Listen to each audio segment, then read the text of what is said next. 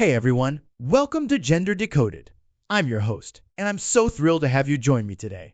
This podcast is all about peeling back the layers of gender dynamics in our world. And today we've got a juicy topic that's been making waves.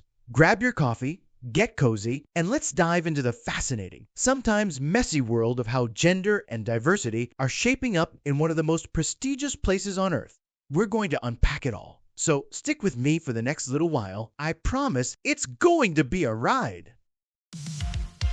Welcome to Gender Decoded, where numbers align, seeing the stories that data defines,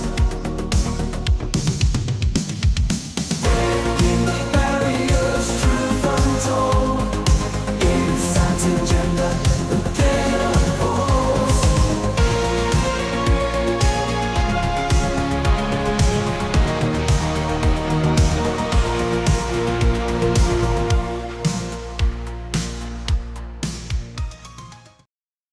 All right, let's get into it. Today on Gender Decoded, we're zooming in on Harvard University and a big controversy that's brewing around its faculty hiring practices. You might have heard whispers about the Equal Employment Opportunity Commission. Yep, the EEOC launching an investigation into whether Harvard's been playing favorites based on race and sex. This all stems from some eye-opening data in their 2023 Faculty Demographics Report, which shows a huge shift in who's teaching at this Ivy League giant. We're going to explore what's behind these changes, break down the numbers, and look at how gender and diversity are playing out. We'll talk about the background, why this matters in the first place, then dive deep into the data, including those colorful charts you might have seen floating around. I'll share some mind-blowing facts that'll make you go, wait, what? And finally, we'll wrap up with what it all means and where this might be heading. So, whether you're a data nerd or just curious about how power shifts in academia, this is for you. Let's get started. So, let's set the stage a bit. Harvard's been a name synonymous with excellence for centuries, but lately it's been under a spotlight for its diversity efforts, or what some are calling overreach. This all ties back to a bigger cultural push in the US to make institutions more reflective of society, especially when it comes to gender and race. The EEOC stepped in on April 25, 2025, after noticing some patterns in Harvard's own reports where the university proudly touted increases in women, non-binary folks, and people of color on its faculty. But here's the twist. This pride might be backfiring. The Trump administration's also involved, freezing over $2 billion in aid and suing Harvard, which adds a political edge to this story. It's a clash of ideals, diversity versus fairness, and it's got everyone talking. That's the backdrop, and it's why these numbers we're about to dig into are so critical. Now, let's talk about the data that's fueling this fire, the 2023 Harvard Faculty Demographics Report. This comes straight from the Office of the Senior Vice Provost for Faculty Development and Diversity, and it's based on a snapshot taken as of September 1, 2022. They gathered this info by counting all ladder faculty, those on the tenure or tenure-track paths across the university, though there's a caveat. Individual schools might have pulled their data at slightly different times, which can cause some variation. The methodology was pretty straightforward. They surveyed the faculty, categorized them by gender, race, and tenure status, and tracked changes over time, especially since 2013, and with a big focus on hires since 2022. The report uses two main pie charts to break it down, one for tenured faculty and one for tenure-track faculty, plus a line graph showing trends over the years. Let's start with the tenured folks, those who've got the job for life. The chart shows that 44% of them are women, non-binary, or people of color, which is up from 36% back in 2013. That's a solid 24% jump since 2022 alone. The breakdown within that is 22% total faculty of color, 13% Asian, 5% Black, 4% Hispanic or Latino, 1% multiracial, and a tiny 0.1% Native American, while the rest includes women and that new non-binary category, which only popped up since 2022.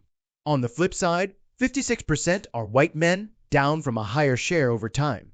Now, look at the tenure track chart. 68% are women, non-binary, or people of color, up from 46% in 2013, with a whopping 37% increase since 2022.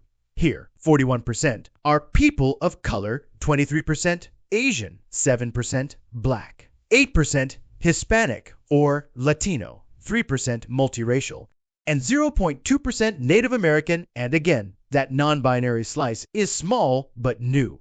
White men, they've dropped from 46% to 32%, while white women climbed from 19% to 27%. The line graph takes it further, showing trends from 2013 to 2023. For tenured faculty, the share of women and people of color has steadily risen, while white men have dipped from 64% to 56%. Tenure-track is where it gets wild. Total women and people of color hit 68%, with women of color jumping from 11% to 18%, and 58% of hires since 2022 being women of color. White men's line just keeps sloping down from 46% to 32%. Mind-blowing fact number one, that 37% increase in non-white tenure-track faculty since 2013, with most of it happening in the last year, feels like a diversity sprint. Fact 2. White men losing 14% of tenure-track share in a decade is unheard of for an Ivy League school. Fact 3. 58% of recent hires being women of color, that's a seismic shift. And fact 4. That 0.1% to 0.15% non-binary presence is a historic first, showing how fast gender norms are evolving. These patterns suggest Harvard's been on a mission, but the EEOC's eyeing it as possible discrimination, especially with programs like fellowships for underrepresented minorities. So, what does this all mean? Let's wrap our heads around it.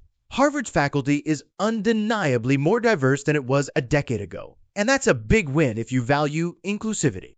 The data shows a clear intent to bring in more women, especially women of color, and to recognize non-binary identities. Those jumps since 2022 are hard to ignore. But here's the rub. The drop in white male representation, particularly on the tenure track, has raised red flags. The EEOC's investigation, sparked by Harvard's own boasts about these gains, suggests this might not just be about fairness, it could be tipping into favoritism.